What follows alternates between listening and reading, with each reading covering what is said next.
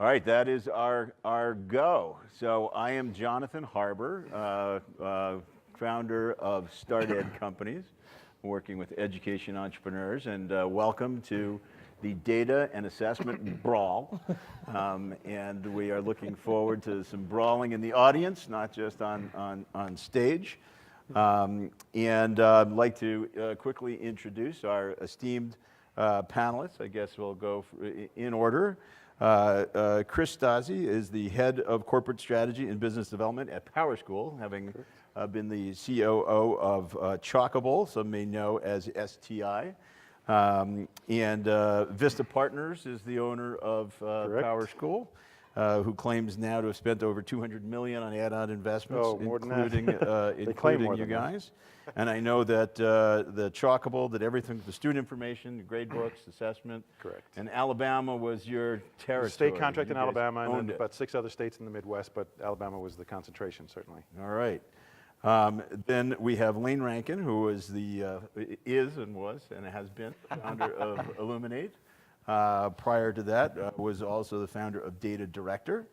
PitchBook says that you've raised $26 million in a round from Insight Partners. There's rumor that Insight may be a majority owner since then, but maybe you could fill us in on that. And I believe about 1,600 school districts use Illuminate, the education intelligence platform. So student information systems, data, analytics, assessment, special ed. Yes. All right, then we have Mick Hewitt, who is the CEO of MasteryConnect, that provides formative assessment, competency-based learning solutions to 2.5 million educators and 21 million students worldwide. According to Crunchbase, you have raised $34 million from some esteemed venture investors, including Zuckerberg, Trinity Ventures, New Schools Venture Fund, GSV, Michael and Susan Dell, and Catamount. All true? Look at that, that's confirmed. Here. Somebody tweet that. It's actually 35. 35. You see that? There's growth already. Tom Driscoll, who is the Digital Learning Director at Bristol Warren Regional School District, which is in Rhode Island. And you were also Education Technology and Blended Learning Consultant, from what I understand. So we actually have somebody who can call, I guess we're being taped, so can call I doubt it to the rest of the team, or anything else you care to I'll have a hand signal. To call. And this is a small group, so I may take the liberty of walking out and just grabbing people, but please do feel free to let us know. Just grabbing them or asking them a question? Well, we'll see. Wherever it goes, you know. And actually, just so that's who's on the panel. Just a quick show of hands. How many people here are entrepreneurs? How many are investors? How many are educators? Yeah. How many came to watch the basketball game last night and weren't sure where you are now? He just showed up here. Okay. How many are leaving in 20 minutes to go see the education secretary? How many, exactly. We got 20 minutes till Betsy goes on. How many are leaving? Exactly. All right, so we'll speak fast and we'll try to be engaging. The panel started off as an assessment panel, so we're going to talk first about assessment. And we'll start with an easy one. To try to sort through what assessment is, and maybe we'll start with the actual educator on the panel, because you were also a high school teacher. It was. So I'm going to give a little list, and maybe some people can know what they mean. But formative, summative, predictive, adaptive, diagnostic, test prep, high stakes, open-ended, machine-scored, screening, probes embedded, authentic, observation, rubrics-based, technology-enhanced items. These are things that people talk about assessment. So as people are looking at companies in the assessment space, what does all of that mean? How does it make sense of it? And how do you use all of that? Where do I start with that? Well, I would say the biggest shift, the big picture, has been away from mostly just summative assessments and what some educators consider like autopsy assessment. Like you're just looking at what the end result was, but we're looking for that real-time formative assessment data that can help drive instruction, and that's really at the heart of this, and I think where it's most transformative. And something else that we've seen quite a bit is that the types of assessments that we're having are a lot different now. where they're not just the standardized where you just fill in a bubble or answer a yes or no question, that we're using a lot of assessment tools that are perhaps just capturing the learning in action, like through a video or through audio, and then tagging that to a particular standard in a score. And I think that's more powerful because then you also have direct links to the learning artifacts that happen during the learning environment. So I think that those are some of the big things that are happening in the edtech space regarding assessment. There's tremendous power and potential there.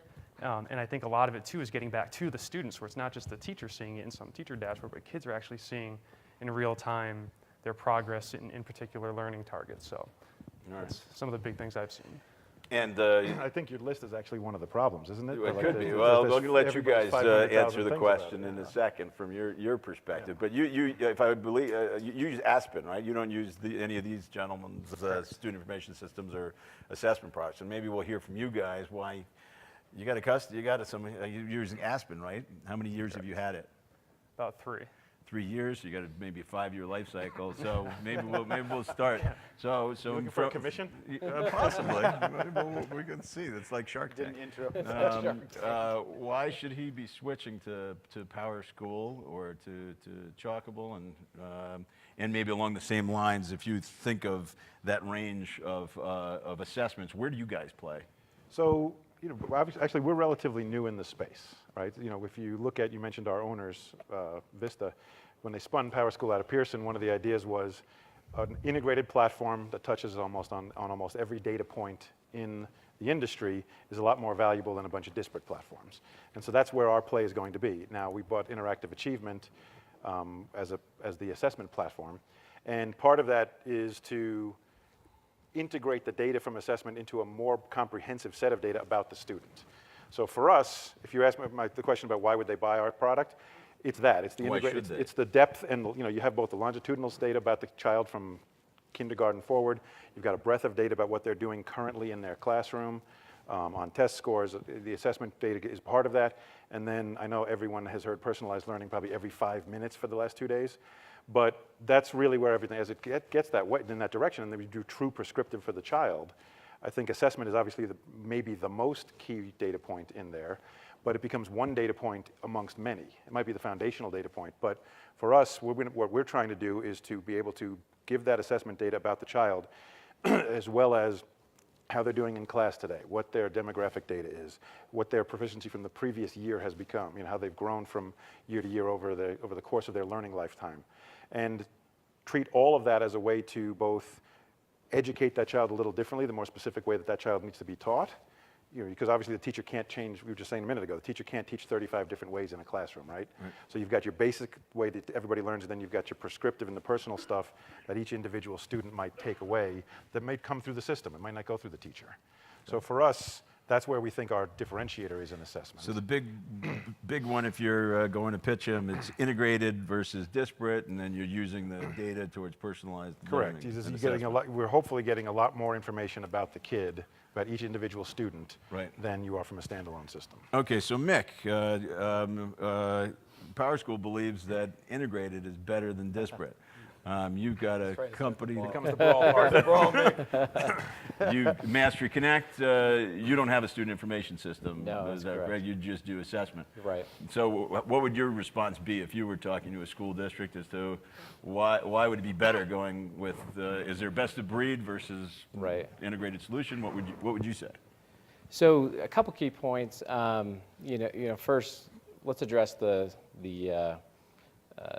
second part, the best of breed versus integrated, maybe second. I think Tom touched on something that we really have focused on, keyword being formative assessment and what's going on in that field right now.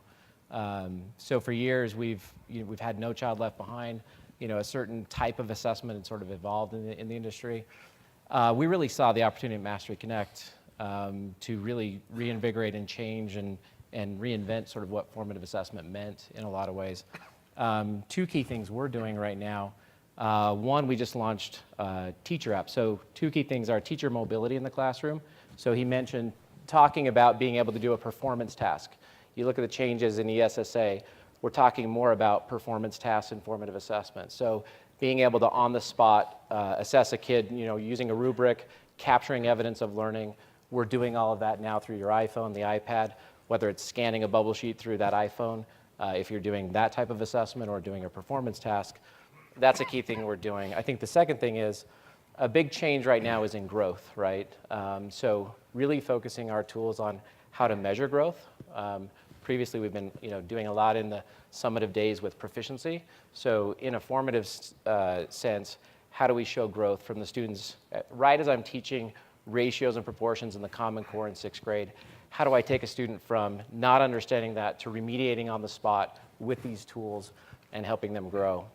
Second part of the question was the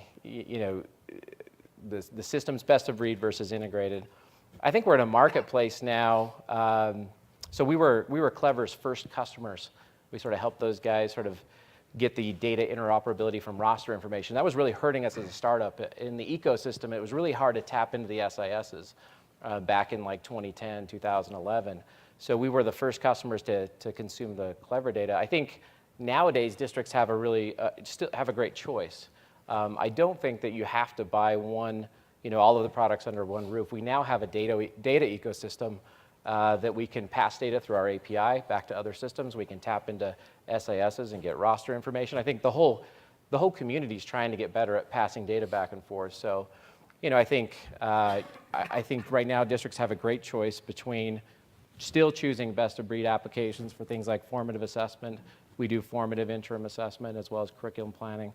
But I don't think there's one dominant choice. I think we've got a great ecosystem now that there's a choice for districts to make. But wouldn't they be better off just buying from a student information system company that has it pre-integrated?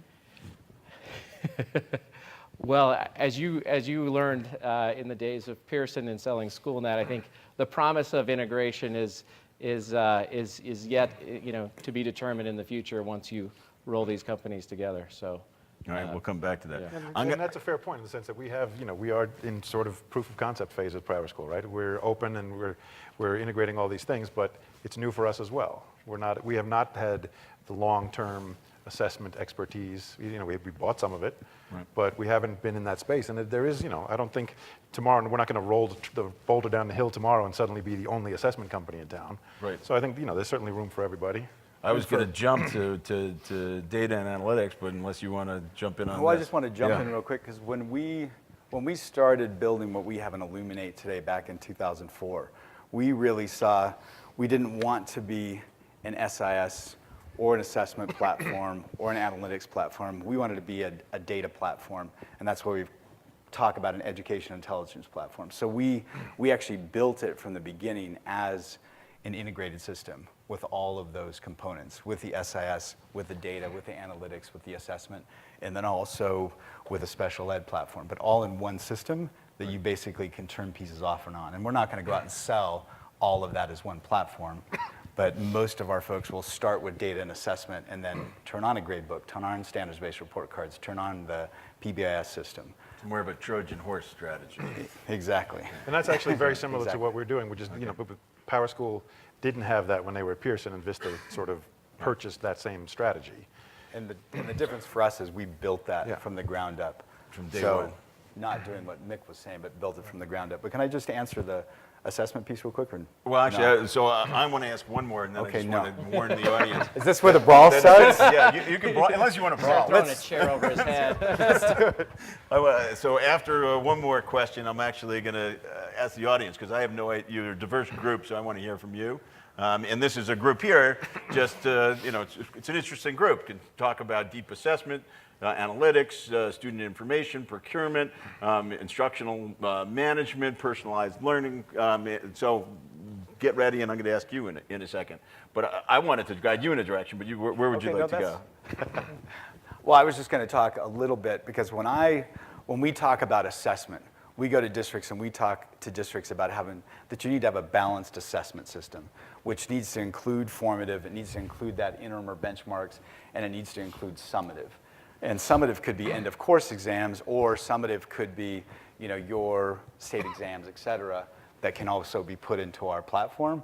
But then around that, we also wrap other things. So we wrap for instance, skills assessment, one-on-one assessments with students, whether that's for high-frequency words or oral reading fluency, those kinds of things. We can do those types of assessments as well.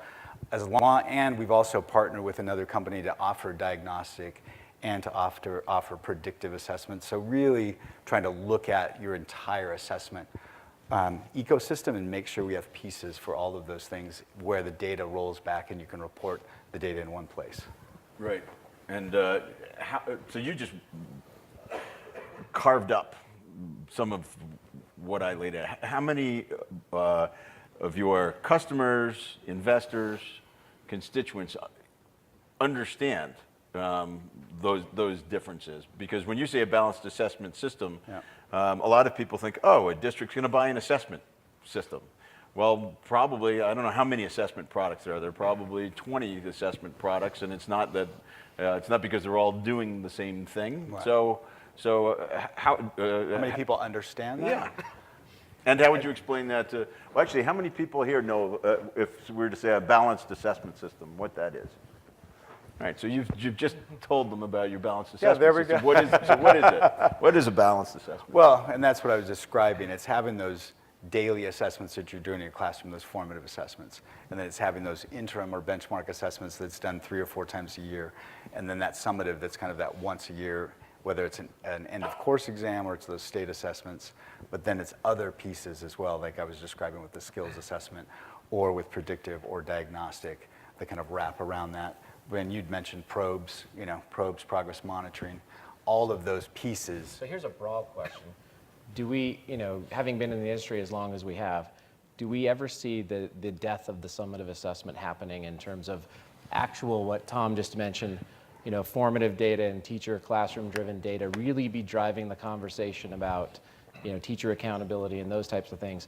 We as assessment companies, we'll import your state data, we'll do all this stuff, we provide all these solutions, we talk about predictive, being a thing. That's been the days of No Child Left Behind. Is predictive even a thing anymore, given that No Child Left Behind era is sort of over, right? What's your answer to your question? My answer, my son just took the Utah State test the other day, and it was interesting because I had to, he knows I gave his friend a ride home, and he said, your dad works at MasteryConnect, and we were talking about they're taking the SAGE test the next day, and I kept them up till 10:30, so I guess that tells you what I think about, going to bed early before the end of level test and what it means. But, the conversation that we had there was with my kids, they even brought it up to me of, the teacher doesn't even use this information for our grades, for helping us in class. I think we have built a system. I think the industry has built this system around the end of level assessment. So the death of it, I think, is a slow thing. Every administration that comes in seems to reemphasize, well, that's how we grade our schools. That's how we do all these things. We all talk about formative assessment. Tom led off the very first thing with it, in the discussion about, I think there's changes happening, but will we truly ever see the end of that summative assessment? I think that's to be determined in my mind. I would agree. I think education as in and of itself is very hard it's not a binary industry. Now, there's not a right and a wrong.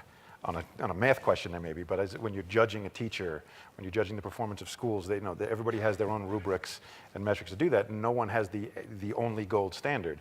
And as long as we're talking about measuring somebody's ability to do something and whether they've been taught something and how much they know about it, some form of that is going to probably exist. I think as technology makes this a little easier to do more sort of as-you-go formatives and test your proficiency on a topic, the summative may be less mandatory as an end-of-course determinant. But I think as long, this is an industry that's very difficult to quantify in many ways, and a lot of, over the years, as people have tried so many different ways, some form of it is probably going to exist. But don't we have to ask who's being measured? Is it the student, the teacher, the school, the district, the state? I want to jump to the audience because I have no idea whether you're interested in what we're talking about or if you'd like us to talk about something else. So maybe a show of hands of questions, and I know we have microphones. And if everyone wouldn't jump in at the same time,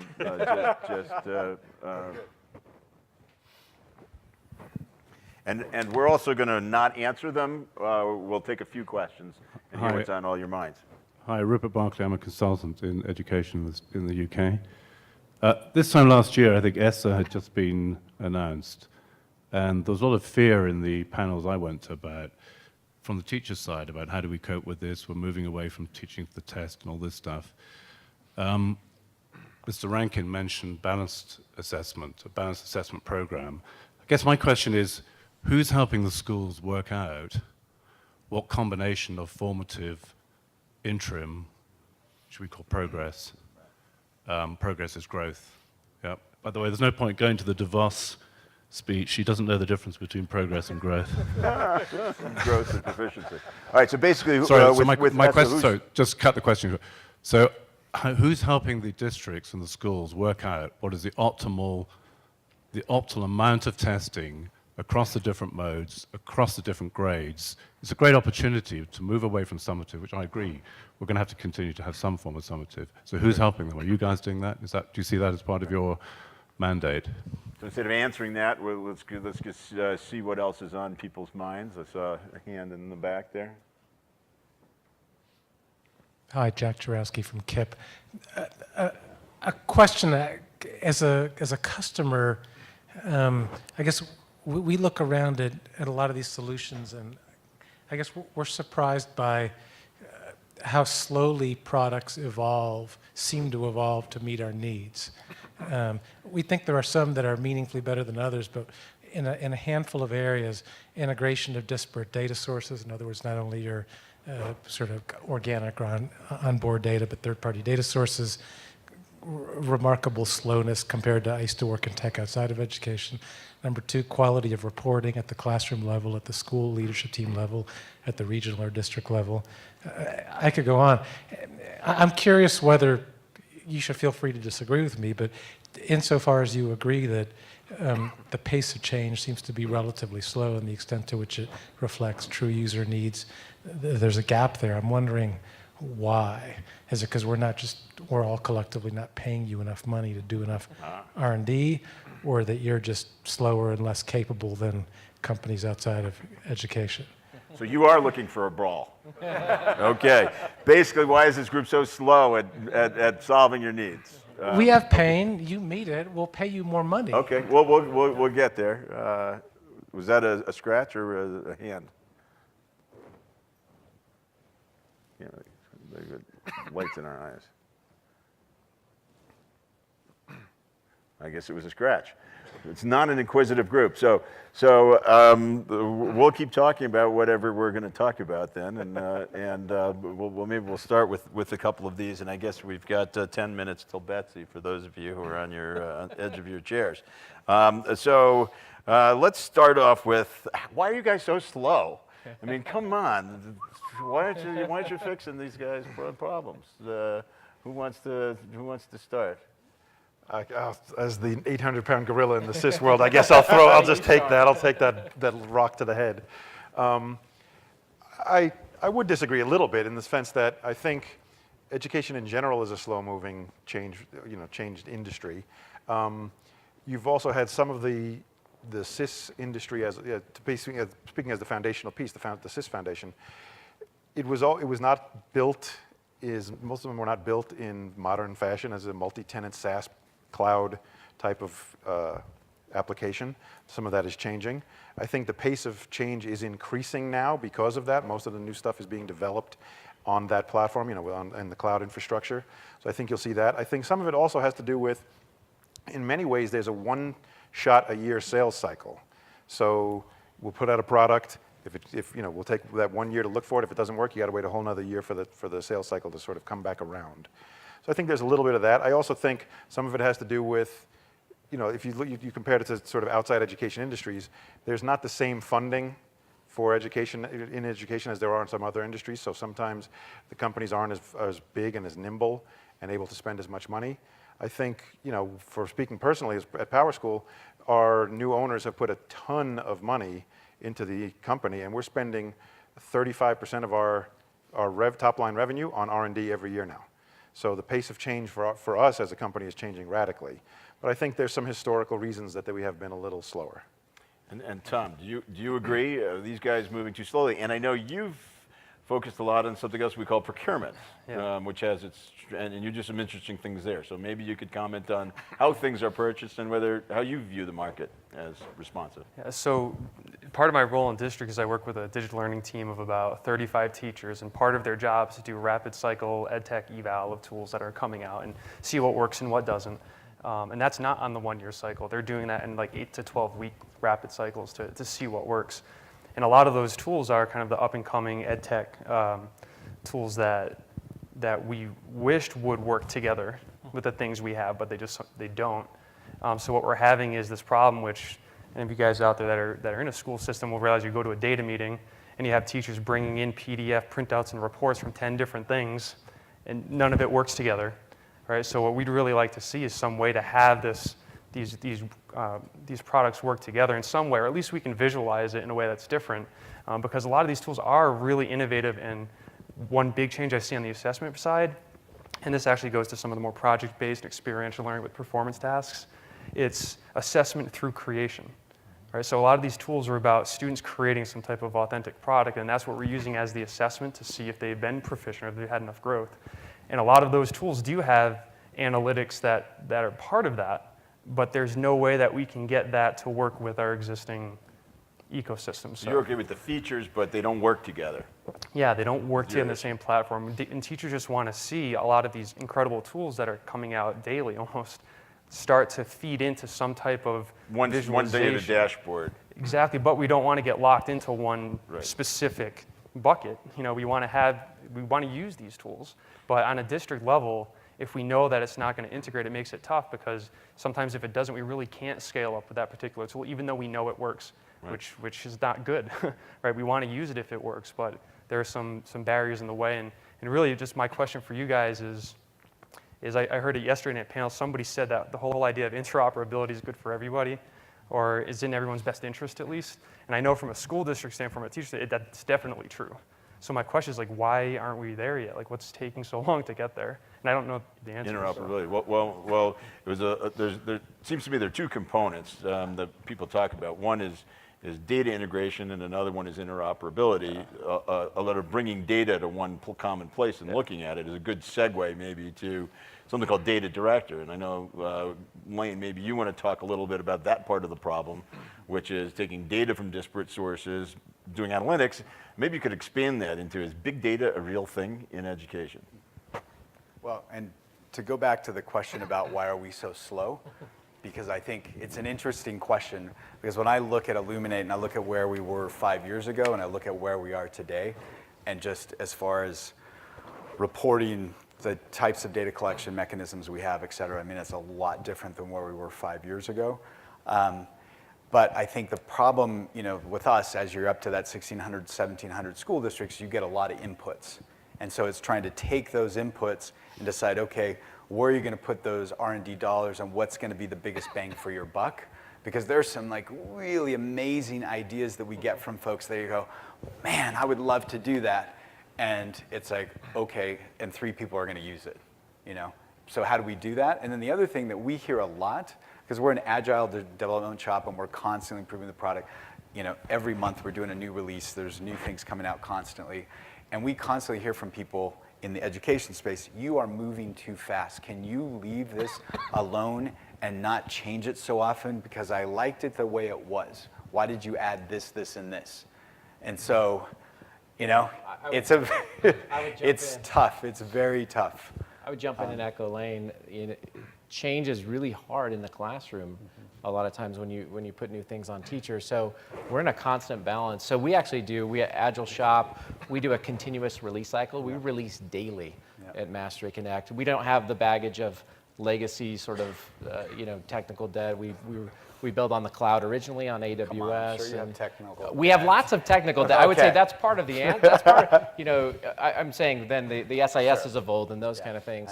I understand. I think the other thing to keep in mind from KIPP, we've had KIPP customers in the past. I know actually Lane's taken quite a bit of the charter school business from us because of the heavy tools in reporting and analytics, which you guys do a great job of. But I think in the charter movement, especially to answer your question directly, there's an insatiable appetite out there for all, different types of data, and everyone sort of has a different take on how they want to do things in the charter organizations, right? And so, like you guys said, we're constantly getting all of this input, and the schools are doing different things. When we let off this conversation of all of the different things to deal with assessment, technology enhanced, and all this other things, and some people's bent is personalized learning, and that means something completely different over here than it does maybe in the KIPP schools. So there is a bit of a moving target constantly in education, as agile as we try to be as software development shops.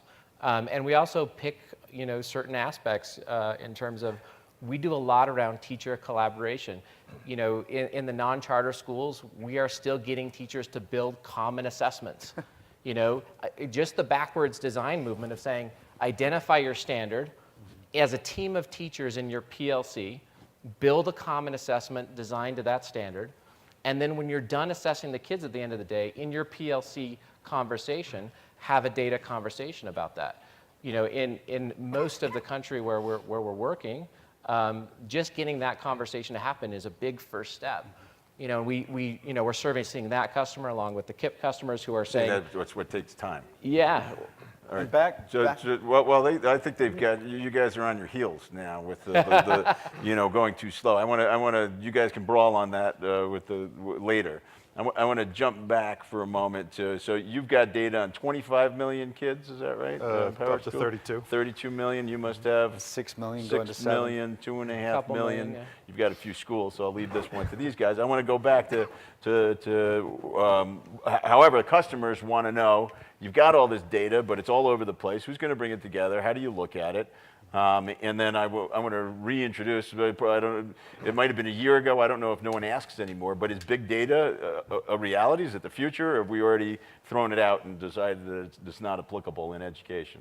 I think we're banking on it pretty heavily. I mean, And what does it mean? Well, I think it means different things to different people, and I think to Becca Lane's point about the different inputs, one of the things we're trying very hard to do is to build the new what we call unified classroom with the common platform for all these new products as modular enough so that whatever the teacher needs, whatever the administrator needs, whatever even the State Department needs is there and visible, and can be displayed and analyzed in a way that makes sense. Is this for a them. market? Are people paying for this? It could be. I mean, we hope so. But not yet. Well, we haven't really fully rolled everything out this way yet, right? So we've got a bunch of systems that have come together. We've got a platform that is a student achievement platform that's brand new this year. People are starting to use it. We've been rolling it out as a freemium model. We have not really charged for people on the big data yet.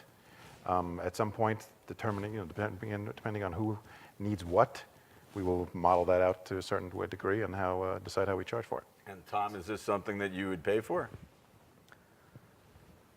Well, it depends how it's set up, and the big thing for me is it actionable? Like, is that data that we get from it in a teacher who has a very limited time to look at this stuff, is it going to be quickly usable in the classroom? And one thing that I see that has a lot of promise, I guess I'll just put a plug in here for Digital Promise has that learning positioning system that they've been working on, which is research-backed strategies based on certain learning gaps. So if, say, for instance, an assessment tool could point specifically to a learning gap and then, based on research, point to instructional interventions that a teacher could do in the classroom, that's powerful. But if it's just another visualization, it may not be that useful. So as long as it can connect to what the teacher can do to improve instruction, then it would have a huge value That's add. the big question about big data is who are we targeting, right? That we have different stakeholders. Is it best used for district administration, decision making? Obviously, we're very teacher focused as a company, so our holy grail is, how do we affect decision making in the classroom, right? Taking all that data in MasteryConnect, you've got a news feed similar to like a Facebook news feed. If we're saying, this kid didn't understand ratios today, here's specifically content or some sort of intervention we can do with that child. That's where I think everyone takes for granted their Facebook news feed that's learning about you and understanding your interactions with it and saying, here's content I think you'll enjoy, you'll like, it's connected to your friends. How is it connected to the teacher next to me? That their data, for example. I think those are the questions that we're trying to ask. And to Tom's point, what we're trying to do is to aggregate all the information that we have. Like I mentioned, we have both depth and breadth of it now. And at the end of the day, everything is focused on the outcome for the student. But that also means, does a teacher teaching a certain way with a certain piece of content and a certain assessment item have a better effect in one class than another? Does the other teacher teaching it with a different style? There's all these cognitive layers that we're putting onto the data now to do a bit more data mining of the data and try to figure out, this child learns differently than this child. What style of learning do they have? How are they best approached by a teacher? And the more we can get at that end point, it helps the teachers, it helps the administrators, it helps the students, and even the parents can get involved. And by looking and saying, my student learns better this way, let me go into the system and attribute some content to them or some sort of learning supplemental content that they learn better with. By the way, that's kind of the holy grail, right? Which is we have all this data, we can personalize it, and all of a sudden, the individual personalized tutor, instructor, textbook shows up. Has anyone ever actually achieved that? Yeah. I mean, so what we've done is, we've been talking about for a long time, we have this data, but how do you make it actionable? So we talk about that what's next, or what's that decision engine to get you to those resources. So we've been working on that for the past few years, and we've got something that's not where we want it to be yet, but at least we can get from, hey, as a student, you logged in, you took this assessment, you were weak in these particular skills, here's 3 resources, geared towards you that can help you get better in those skills. And this is student-facing in our platform, but it's also teacher-facing. So as a teacher, I can go in and I can look at a peer comparison report. How did I do on that assessment? How does that compare to my peers? And then are there resources that I can use in my teaching to get better? So those are connections that we've made inside of Illuminate, but there's a long way to go on that. And for me, to get back to big data, I think it depends on how we define big data. Because for us, I mean, we collect every individual attendance record, discipline record, health record, any assessment they've ever taken for us, whether it's at formative, interim, summative, and then all these external data points too, from state assessments to NWA MAP to Renaissance Star to ACT, SAT, PSAT, blah, blah, blah. I mean, I could just go on and on. I would say that probably Facebook would say, nah, that's not big data. Big data is how much time did a kid spend on an individual question, and how does that compare to his scores over time? Almost like that data that's coming in every second about how I'm moving around a system, how my eyeballs are moving around the system. That's how I think some people would define big data. And I don't think any of us are there with that kind of data yet, but that's exciting. And the pieces that we're pushing into is, even with the data that we have that I just described, a small subset of that, is how can we use machine learning and AI to do like predictive analytics. And we're just starting to come out with some things in that realm that's super exciting, because using data in a much more powerful way than we've done before, of kind of measuring scale scores or looking at cut points. I think the data conversation is always, I think admittedly, it's always a bit of a scary one, right? I mean, we can talk about big data and what we can do with it and all those kind of things. Inevitably, if you're sitting in the audience as a district administrator, just like with Facebook data or anybody else, that they're like, wow, they're collecting all this data on me. I think there's a larger conversation, especially in education, after we saw, things that happened with In Bloom years ago and all those kind of things. I think we have to be really careful about the data conversation. So I think that stalls a little bit of the discussion, because we're extra careful in K-12 education. We guard it, we safeguard it, like crazy in our companies, and we don't talk about it so much because that just the conversation brings up, a fear, I think, for people. We sit in our offices and say, there's some really cool things we can do. Chan Zuckerberg invested in MasteryConnect, and we're connected to the Chan Zuckerberg group, and they're hiring a whole bunch of data scientists and things like that. There's obviously, these things that we can discuss and talk about and say, wouldn't it be cool if?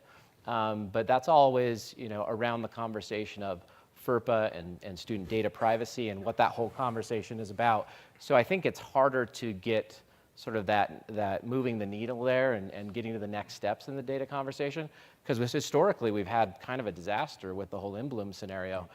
So to get to that next level, I think there's some barriers there that we all need to open up about and talk more about in terms of this data conversation. So you mentioned fear of data. The gentleman from the UK talked about you've also got the market fearful of ESSA changes, and what do you do? They're going to have new assessments, and who is going to help them with that? So how would you respond? And I think that was a good question, because it is. If you've got formative and diagnostic and probes and like who comes in to help you put together that balanced assessment plan, and then to evaluate it every year, right? To see, is this working? What needs to change? How's that working for our significant subgroups, et cetera?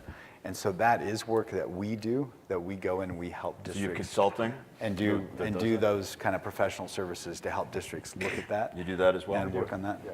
We do that as well. There's also, some great foundations doing work. We're partnered with folks like KnowledgeWorks. A lot of the great foundations are putting effort into how do we, implement assessment in schools, and what does it mean. So partnering with the folks that are funded by Gates and others, we've done that work in the past and continue to do that. But it is a lot of work for us as companies to get out there and really educate around assessment. And be in the districts and do that. When you're a software company, you have to go in and do PD and training. It's a whole different part of the business that has a whole separate set of needs and resources, and it's a lot of work. So since we had some hands that were in the investor world, we've got a venture-funded company, 2 private equity companies. Is this market completely saturated and you're all just like picking away from each other? Or is there actually anything new in what you guys do, which customers haven't seen yet? All right, I'll go again. We're looking at Chris. I don't know, Chris, you tell us. Clearly, our guys have put almost $1 billion into the whole ecosystem this year. So I think they are clearly of the opinion that there's more to be had. Now, a lot of that, I don't necessarily think, like from this, whereas for us versus Lane, I don't think we're necessarily look at them as competitive, because the greenfield in the SIS world is relatively small. There's not a lot of churn. We're not necessarily out there competing with him for a lot of different new districts all the time. It's a 1% or less overturn every year. Is that right? So, 1%? I mean, for a lot of it. I mean, unless something like Chicago comes up and then the students, the number of students changes that equation. Where we're looking at it is the expanding the wallet within our base, the white space within our base. So then our competitor might actually be Mastery or Renaissance or somebody like that, or some of the special ed companies, or the LMS guys. So it's a changing, as we change the foundation, the sort of That's the greenfield foundational. for you, but it's for the greenfield, right? For the customer, it's a bit of a just, change. It's a change, right? Swapping. So I think the only thing, when we I hate to go back to personalized learning again, but the newest thing probably is that. What are you doing with big data and things like that? And when you asked a second ago, has anybody really conquered that yet? I would say not. One of the reasons probably not is, you're also looking at the first time. Everybody can say, my student did poorly on this standard, let me show them a resource from this standard. The crosswalk from A to B is relatively simple. Getting something that's a true cognitive app on your data that can then figure out your learning style, what you're proficient at in a way that is different than A to B, the computing power is really just there. AI is just getting there now. Machine learning is just catching up. So that's so I think what's that's going to be new. relatively AI, machine learning, machine learning stuff is very prevalent in a lot of our conversations. So you guys really are a jumping off platform. If we look at you as investment vehicles, you're in a substitute market, but the question is who can leverage that to go the next level? Yeah. Sorry, I was going to jump in and just say for us, coming in as a venture-funded company, a startup, it's hard to say you're a startup. We're 7 years old now, but coming into the space, really wanting to change formative assessment, we still see a lot of greenfield in the formative space from where we stand. So you think that's not saturated? You're not just replacing other people? No, I mean, we were looking at Parthenon research back in 2011 around formative assessment, and I still think, with changes in ESSA, we talk about performance tasks. We talk, I was excited to hear Tom open up with sort of the formative assessment and, doing evidence capture of learning and those kind of things that we're working on. There's a lot of room in the formative space to really define what that means right now. And, really in the moment data where teacher decision making is happening. I still think we haven't perfected that by any means, there's still a lot of invention to do, a lot of work to sort of craft that conversation. So you think there's room in formative, and Wayne? And I think, so we've always looked at this as we're a data company and we're in the data business. So we've got a data platform that does SIS functions and does assessment functions. And I think there's a lot of space in the data world, because I think the majority of districts have a student information system, but they don't have good data analytics, assessment, et cetera. I think there's a lot of room in that world. So AI for personalized learning, data for analytics, and formative assessment. Tom, if you were to direct the R&D groups of these three gentlemen's companies, what do you want the new thing to be? I kind of back to where I started, as making tools that not just administrators or district level groups will look at certain points of the year, but tools that teachers in real time, given the constructs of a school day, could use to help personalize instruction for all their kids.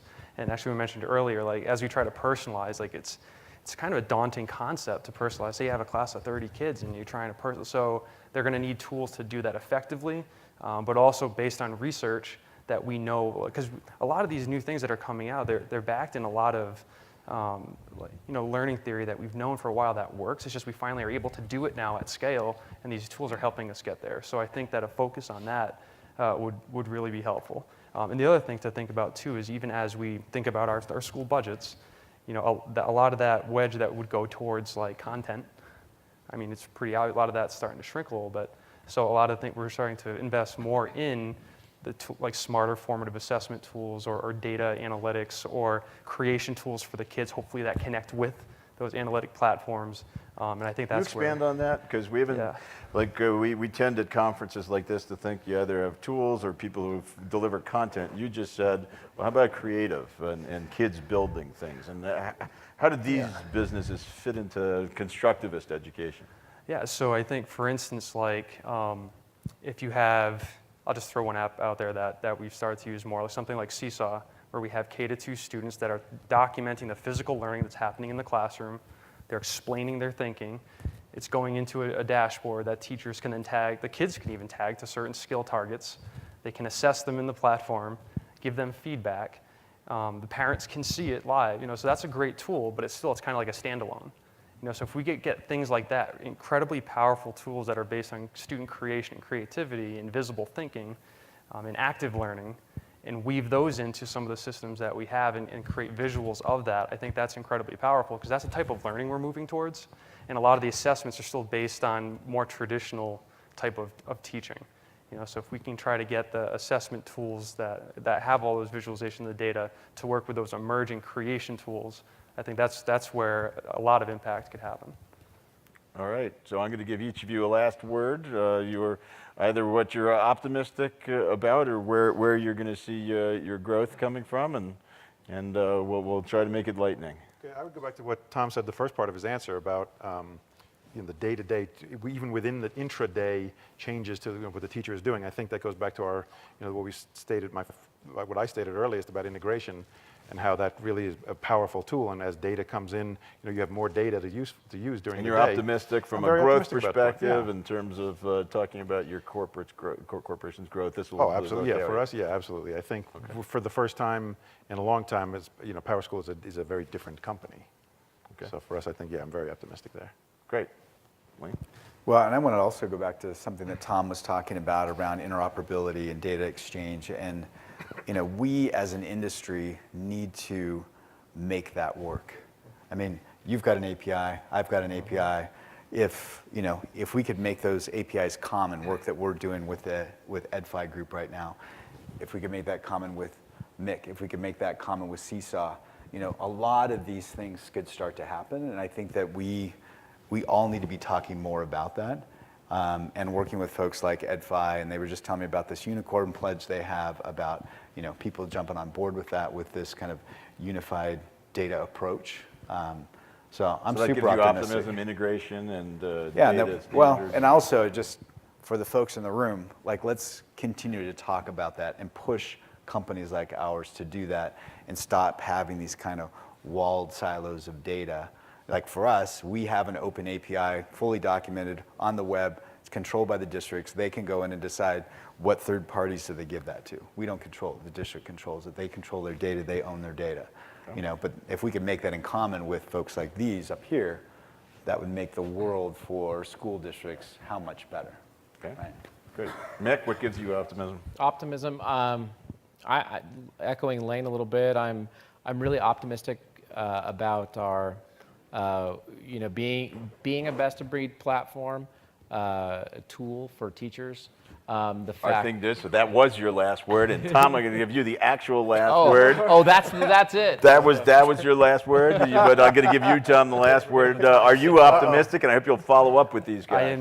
I am incredibly optimistic for this. All right. And I'm going over now, but I think like as long as we're measuring what matters and it's actionable and it can help personalize kids, I think it has tremendous potential. Good. So hold these guys accountable, and thank you to our esteemed panelists. Please join me in thanking them for a great job. All right, thanks guys. Appreciate it.